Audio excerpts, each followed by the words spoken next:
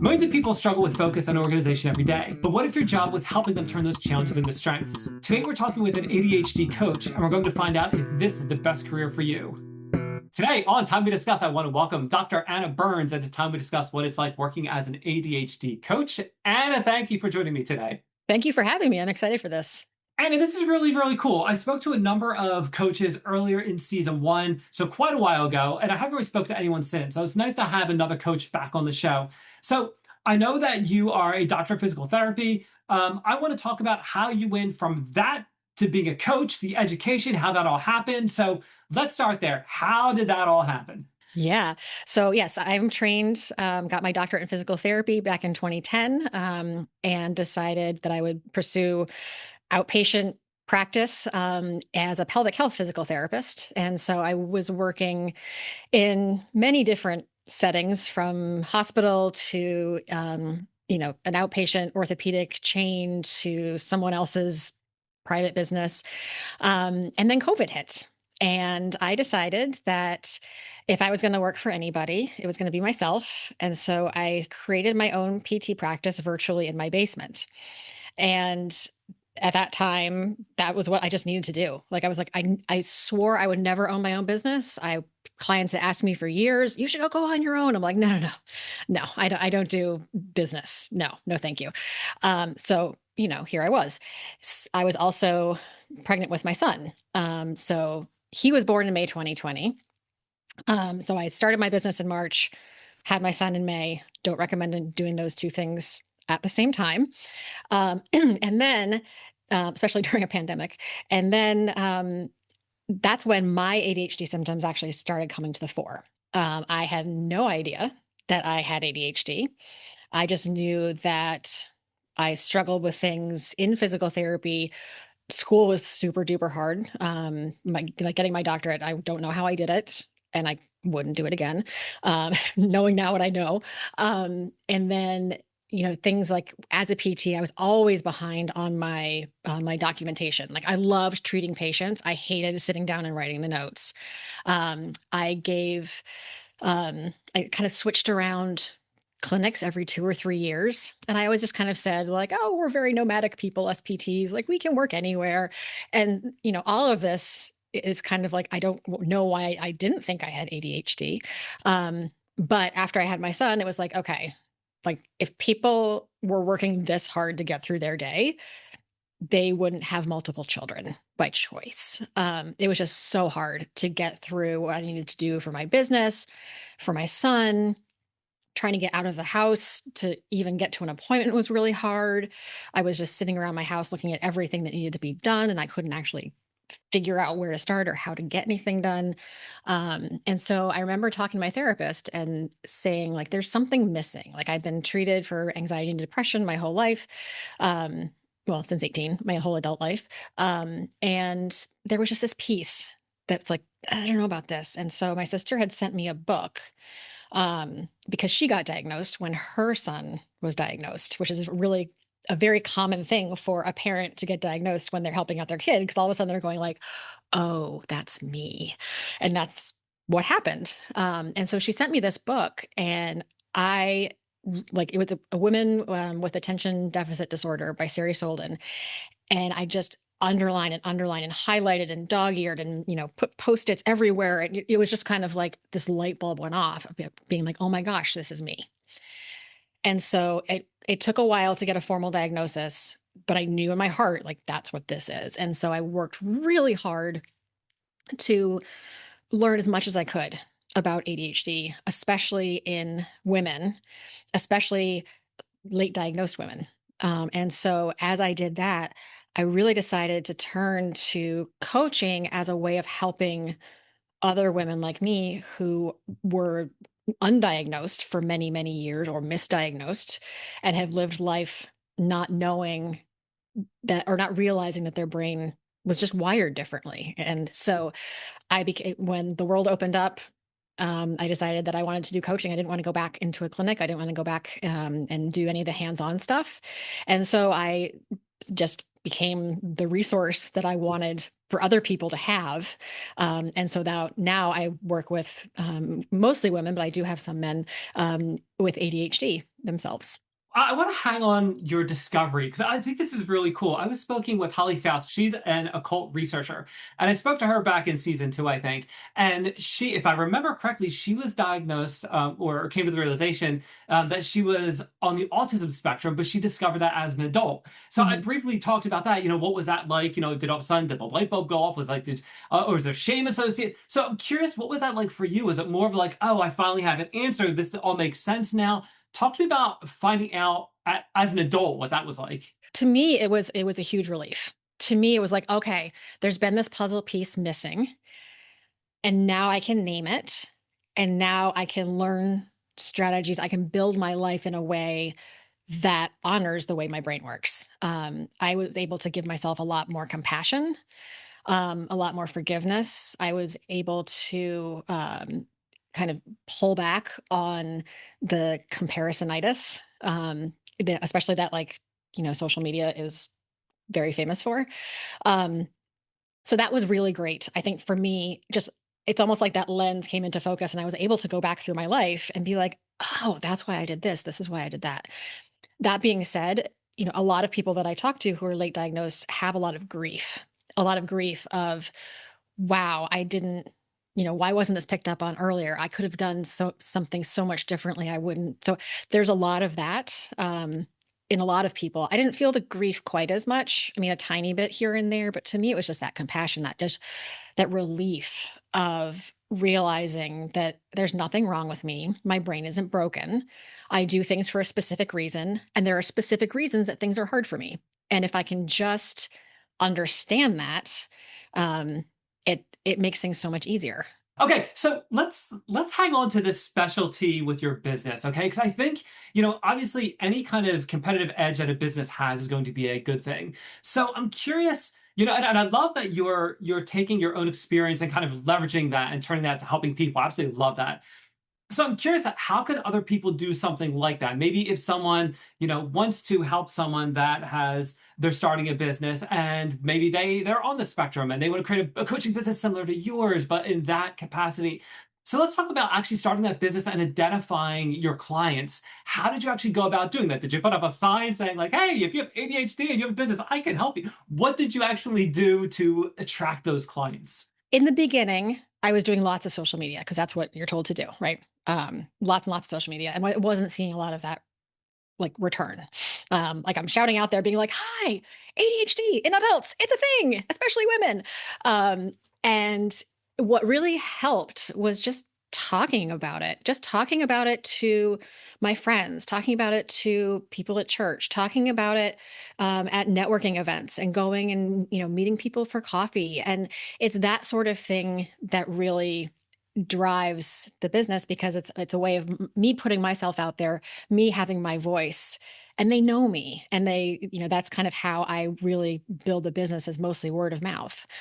Yes, I do social media because it's kind of like a storefront, kind of like if someone hears about me, they're going to check it out.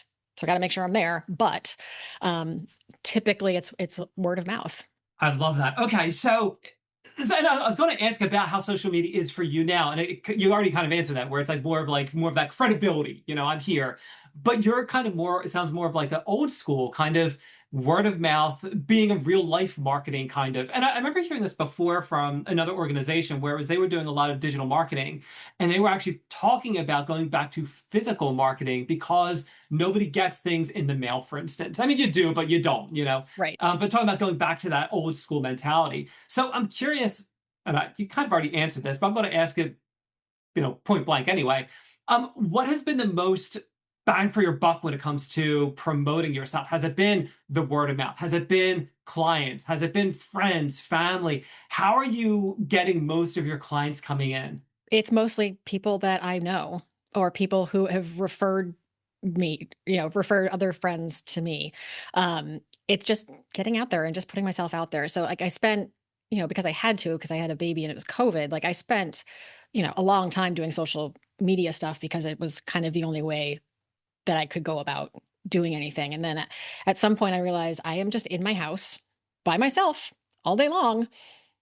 shouting at the computer or, shouting into cyberspace and like it's not working. And so for me, just like getting out, meeting other entrepreneurs, I'm part of several business networking groups, but there's a great one near where I live that's all women in my area, south of Boston. And we get together and, like it's fun because we're friends now. Like, and so we're like, oh, I know someone who you should talk to. I know someone who you should talk to. Like, oh, let's collaborate and do this. So it's a lot of that. It's the relationships, I think, that really bring in the business. It's not necessarily what I'm putting out there on social media. I mean, yes, you kind of need people will argue you don't need to be there. I feel like I need to be there. Um, but I made the social media work in a way for my brain that it's not as bad as it used to be. So I streamlined it a lot to make it work for my brain. So like I know exactly where everything is. When it comes to your networking and meeting new people and creating these groups and these networks of groups and people and all that, are there any that you specifically discovered? Like you have your chamber of commerce, you have your small business, organizations and stuff like that, but anyone that's directly related to what you're doing. So maybe there's a already a small business group for people who have ADHD or something like that. Have you found anything like that in your networking world? Not in my networking world. No. I mean, there are professional coach organizations like that kind of thing, but not in the kind of I don't know. I'm kind of like a more of like the grassroots local kind of marketer or networker, I would say. So no, I haven't come across other coaches that are doing this. That there are enough of us to actually like get together. Okay, that's awesome information. I try to come up with really good ways of people want to get started doing this, different things they can explore based on what other people have already done. So I absolutely love that. Okay, Yeah. so you decide you're going to start your business. You have no intentions of starting your own business, but you start your own business anyway. Mhm. You are a doctor. You went to school for physical therapy. You've done that your entire life up until this point.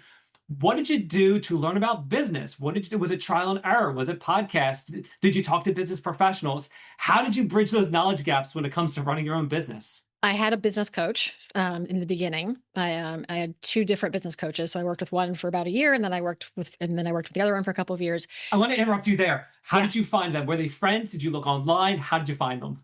One I found through it was actually a physical therapy network, not what networking event. It was like a summit, and she was one of the speakers because she used to be a physical therapist, and she became a business coach for physical therapists.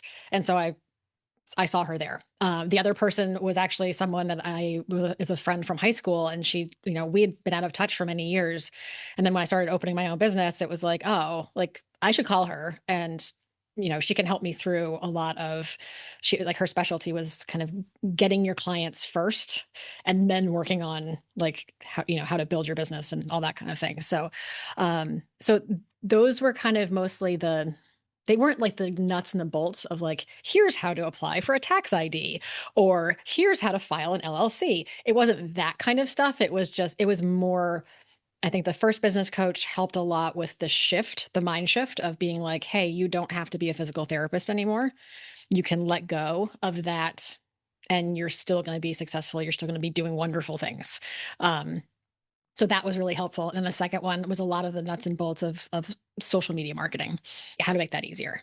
Okay, all right. Now I know when a lot of times, well, from my experience, when people start to go out on their own and they're kind of testing the waters, they might be a little timid in what they call themselves. They might call themselves a consultant first or something like Mm. that. When I was speaking with Tamara back in episode 49 of season one, she was a confidence coach. And the one thing I asked her about was, what is the stigma like when it comes to the term coach? Is it people like, oh, you're one of those people? And granted, this is about 3 years ago at this point. So I'm kind of curious when you tell people now you're an ADHD business coach, what is the reaction to that? Are people like, oh, cool? Or it's like, oh, okay, yeah, bye. Yeah. Yeah. I actually get a lot of positive feedback. I think to me, the thing that has changed over time since starting the business is I went from like physical therapist to maternal wellness coach. So when I first started coaching, I would kind of work with the same population, but in a different way. And so it's really the audience that has shifted, as opposed to the actual word coach. But the word coach is a little bit loaded in the coaching world, because to anybody can call themselves a coach. And so there are organizations that are very stringent that say, no, you have to be a certified coach if you're going to be part of this organization. And for me, I said, I've already got my doctorate. I know how to work with clients. I know about motivational interviewing. I know a lot of this stuff. Like, I'm not going to go back and get a certification on top of what I do. So like for me, yes, I call myself a coach, but I also have a ton of clinical experience. I have a ton of neuroscience knowledge. I have, a ton of this other stuff that I can bring to my coaching. Um, so I don't have a problem calling myself a coach. I think the other day I went to a networking event and I put ADHD coach on my badge, and it was like moth to a flame. Like everybody like wanted to come and like hear more about what I did. And so it was really interesting. I was like, I should just wear that name tag all the time at every networking event I go to. But it was, so I think there's a lot of people who go, oh, I didn't even know that was a thing for ADHD coaching. So we think of ADHD, we think of medications, or we think of kids. We don't think of adults and strategies and tools and that sort of thing, which is what coaching is. Going back to credentials, specifically as a coach, and I Mhm. think I know the answer to this, but I'm going to ask anyway. Has that ever held you back? Has anyone ever said to you, do you have a certification in being a coach? Is that ever an issue? Not once. Awesome. I love that. I love hearing those things where it's like what really matters and what doesn't matter. I absolutely love that. Yes. I think if as long as you provide good quality service, people are going to be really happy. All right, cool. Now, when it comes to your business, aside from the regular barriers that come with starting a business, take all that aside. Are there any other barriers to starting a business like yours, where it's specifically ADHD coaching, or not really? When it comes to barriers, it's really just the business side of things. My own ADHD can get in the way sometimes. So, in the beginning, before I created the business in a way that really worked for my brain, like that was the barrier. My own ADHD was the barrier. So, trying to figure out all this stuff, like what's a domain and how do I make a website and like all of this stuff. Um, that was where I got in my own way.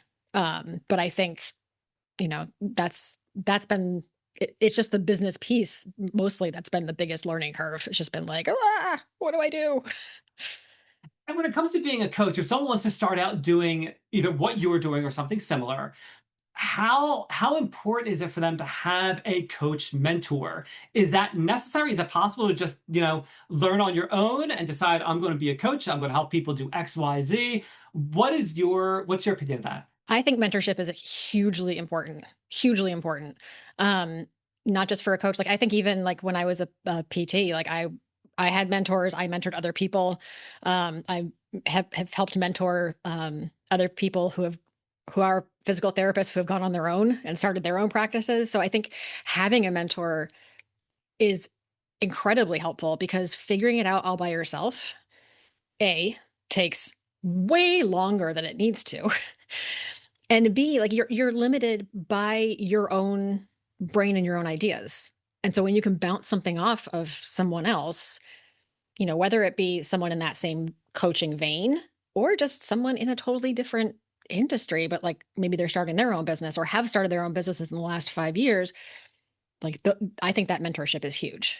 I agree. I remember talking to someone outside of the context of the show, and when it comes to something like this, a business, something like that, you're either going to pay with your time or you're going to pay with your money. And sometimes it's a lot easier to just go and get that expertise and save yourself the time and aggravation and Yes. really catapult yourself forward. So that makes complete sense.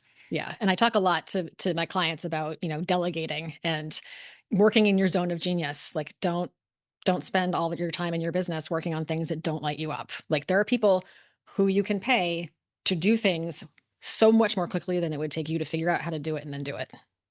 That is so funny. I actually spoke with DJ Nick Romero, I think his name was. His episode just dropped recently, and we talked about social media. And he was talking about one of his clients, a bride.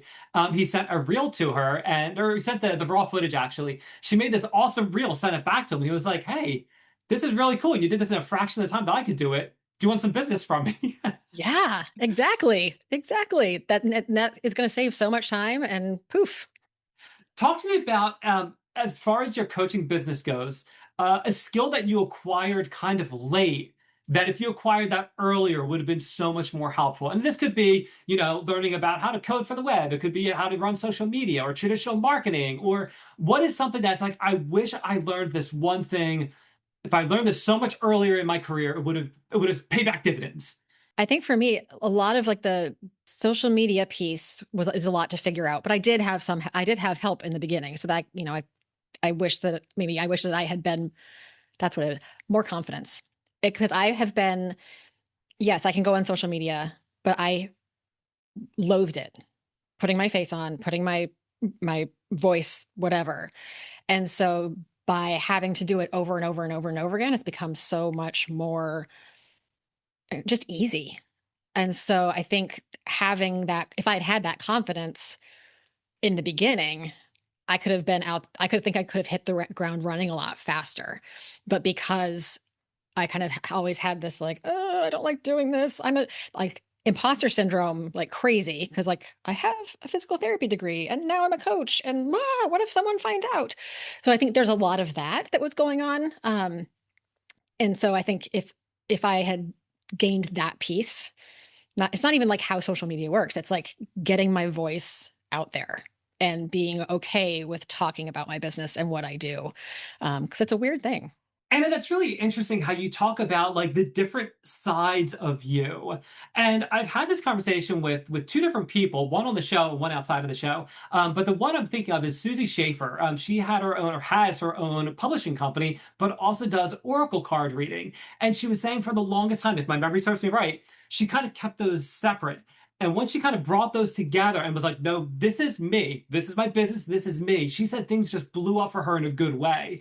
So Yeah. it's interesting, and I can relate to that too. You try to keep your worlds separate, and but once you bring them all together, I think it makes things a lot easier, and it kind of gives you almost that competitive edge, is what Susie said, because it's kind of like now you are the person that does. You have these qualities, which is really cool. Right. Yeah. And I think in the beginning, I was like, oh, I want to keep my physical therapy, practice and do the coaching.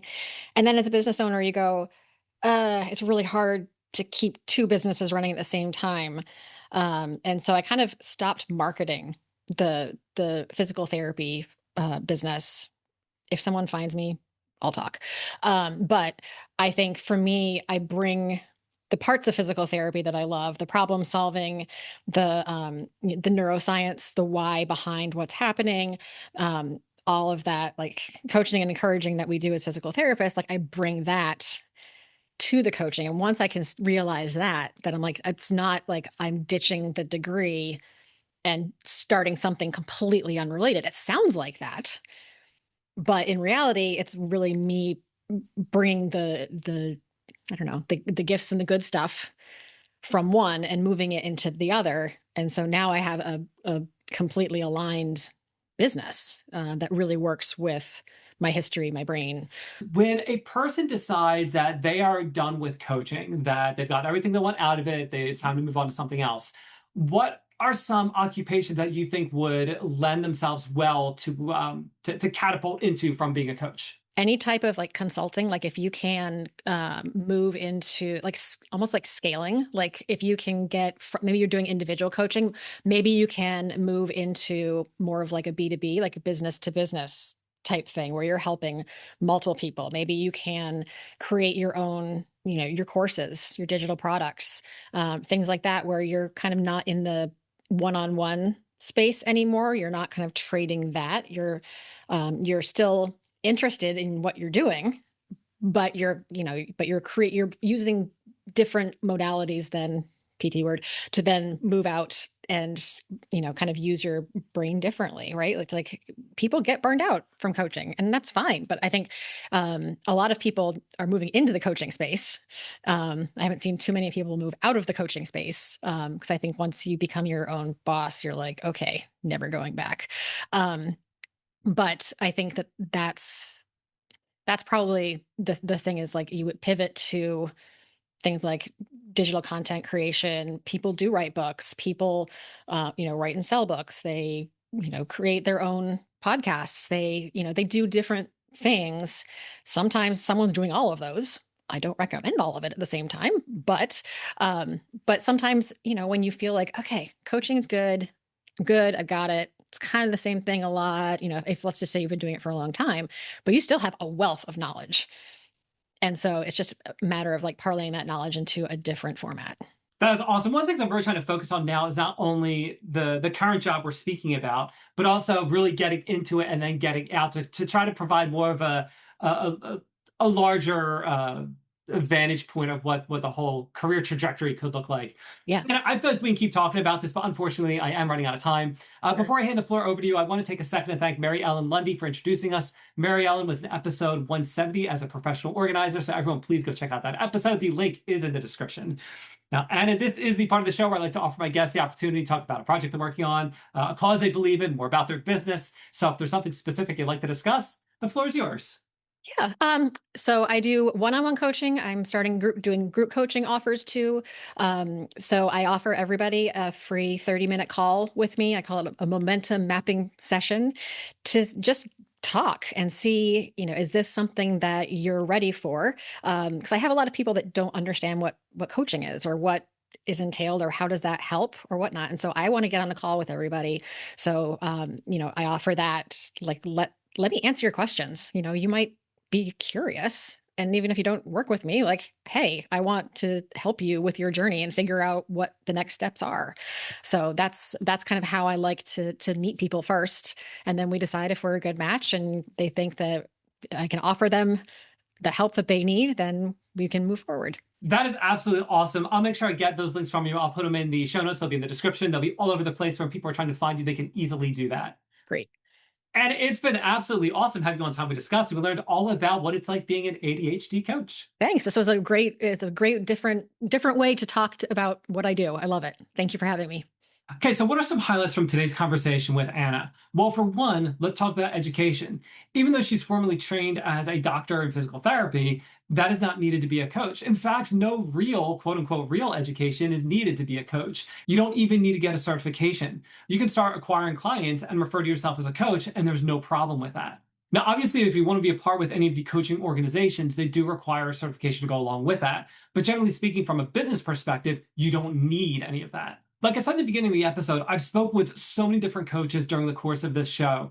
And one of the attributes that seems to occur over and over again is that you want to be a coach with something that is directly related to you. So Anna was talking about how she works with different business owners that also have ADHD. So find something that's actually inherent to you that you can actually become a coach for. So look to yourself and the qualities that you have and think about what is that competitive edge that you possess that makes you a great coach for this certain thing. When it comes to getting into coaching, I've heard this over and over again too. It's the business side of things that can really hold people back. But the great thing is that there's so many great organizations out there. Remember, there's the Chamber of Commerce, there's SCORE. Look to different local organizations, online organizations that are directly related to coaching. There's no shortage of them out there. And there are plenty of people out there that'll help work with you, either free or charge money to just keep that momentum going for you. But again, when it comes to the business stuff, you really want to make sure you're dotting all your I's and crossing all of your T's. And that can come in the form of listening to podcasts, watching YouTube videos, reading books, talking to other professionals, like I just said. There are plenty of opportunities for you to really fill in those knowledge gaps when it comes to running your own business. One thing that Anna said, and I've heard this over and over again too, is that once you are your own business, you don't want to go back and start working for other people. I've heard that so many times. So I wasn't overly surprised when I asked her about exiting the coaching business. And she said that probably she would see herself or other coaches coaching on a larger scale, coaching other businesses, doing a business to business coaching or something like that. So when it comes to exiting coaching, it seems like it's more of a transformation rather than actually exiting. Now, when it comes to exiting coaching, you're probably going to have a lot of transferable skills that you can take with you. Anything business related is going to go with you. If you do anything with grant writing or writing in general, that can go with you. Social media, that can go with you. When it comes to all those skills that you built up, you can easily take them with you to your next professional destination. One thing that Anna said that I thought was interesting was talking about how important it was to have a mentor. So if you're looking to have a mentor, I have a whole episode on mentorship, and the link is in the description for that. So make sure you check that out. Now, I did a little bit of research on salary when it comes to life coaches. According to salary.com, the average salary is around $54,000 a year. If you have a certification, your earnings can be well above that. However, I want to stress what Anna said before is that no one has ever asked her about certification. So I'm questioning what I'm seeing on salary.com as it relates to needing those certifications to gain a higher level of salary. Now, going along with that, if you are in a very strong niche, or you're an executive coach of some kind, you can easily command a higher salary. It's not uncommon to have six figures, even up to 150 or more if you're working at that level. I will also mention the lower side of that. According to ZipRecruiter, it's actually more in the high 30s if you're starting. So keep all those numbers in mind if you're just starting your own coaching business. So what do you think? Some good things, some bad things. Is this the best job for you? Let's keep exploring, and I'll see you next time on Time We Discuss.